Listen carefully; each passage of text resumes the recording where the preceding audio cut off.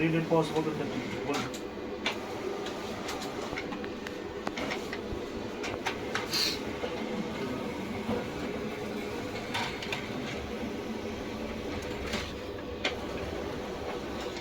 Sell এই টোনারটা save করা আছে বলেই কম কালার।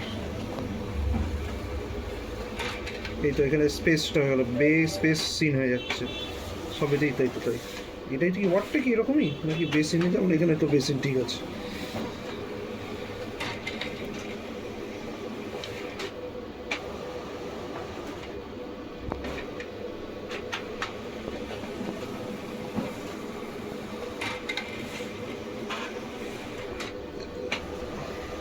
এটা বেরোবে, বেরিয়ে জাস্ট ফোল্ড মুড়ে দিবি, ঠিক আছে।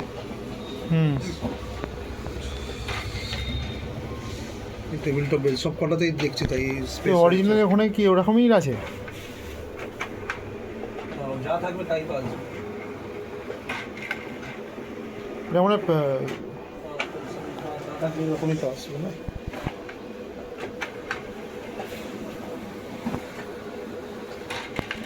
সিক্সটি 4/4 মানে 32 পাতা, 32 শিট, 32-33 শিট আসবে।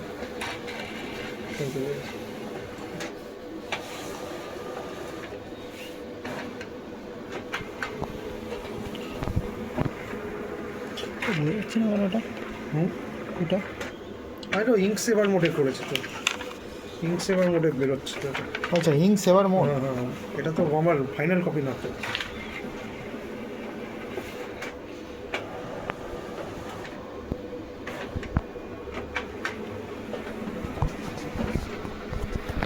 এটা ইয়ে কর তাহলে পুরোটাই হোক, পুরোটা হোক, তাহলে তো তুমি অ্যাকচুয়ালি বুঝতে পারবো তো কোনটা কোন পেজে হবে না হবে, এডিটিংগুলো কীরকম হবে, এডিটিংগুলো ওখানে করতে পারবে তুমি।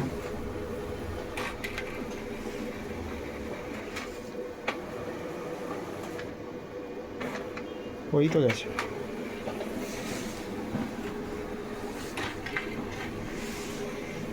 33 শিট সবাই 58 লাস্ট থেকে 58 করে করা হচ্ছে। 58-এর পর 7, 60, 68 পর 5।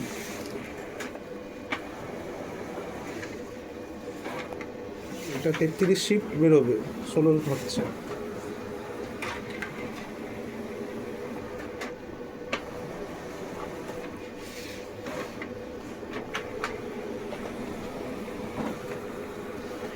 মানে যখন কমপ্লিট হয়ে যাবে এই করে দিবি। মানে এখানে কালারগুলো কম বেরোচ্ছে। হ্যাঁ, ইঙ্ক সেভার মোডে বেরোচ্ছে। এগুলো সাদা কেন? ও তা টোটাল বেরো গেল, টোটাল বেরিয়ে গেল। এই তো ফার্স্ট পেজটা তো, হ্যাঁ, আর এটা লাস্ট পেজটা তো।